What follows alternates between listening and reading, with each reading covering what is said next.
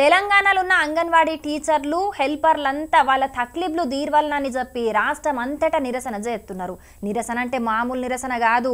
ఏకంగా 48 గంటలు కలెక్టరేట్ల ముంగట్నే కూకుండి వాళ్ళ ఆవేదన సర్కారుకు సముజయ్యేటట్టు చేస్తున్నారు. మరి వాళ్ళ బాధ ఏందో, ఎందుకు ఇట్లా నిరసన చేస్తున్నారో మనం కూడా అరుచుకున్నదాం. మరి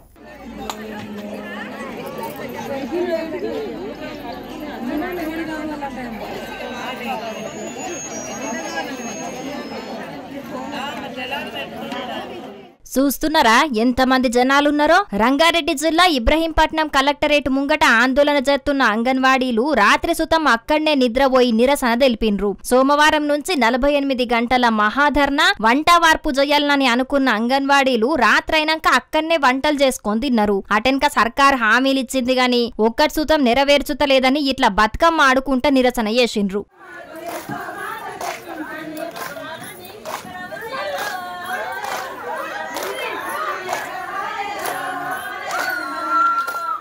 బతుకమ్మ పాటల రూపంలోనే వాళ్ళ ఆవేదన మొత్తం ఎల్లగక్కిండ్రు. మరి వాళ్ళ డిమాండ్లేందో మీరు సుతమినుండ్రి. ప్రభుత్వం గద్దెనెక్కక ముందు మాకు అనేకమైన హామీలు ఇచ్చింది.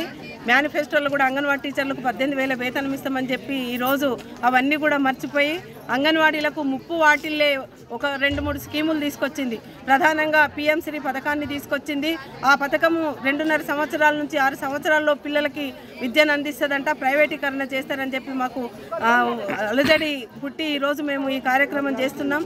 ఈరోజు మేము వంట వార్పు అంటే మా రాష్ట్ర కమిటీ పిలుపులో భాగంగా 48 గంటలు కలెక్టర్ ఆఫీస్ ముందు వంట వార్పు కార్యక్రమం, ఇక్కడే పడుకోవటము, వంట వార్పు చేసుకుంటున్నాం. మొబైల్ అంగన్వాడీ కేంద్రాలు తీసుకొస్తా ఉంది. మొబైల్ అంగన్వాడీ కేంద్రాలను కూడా వెంటనే రద్దు చేయాలి.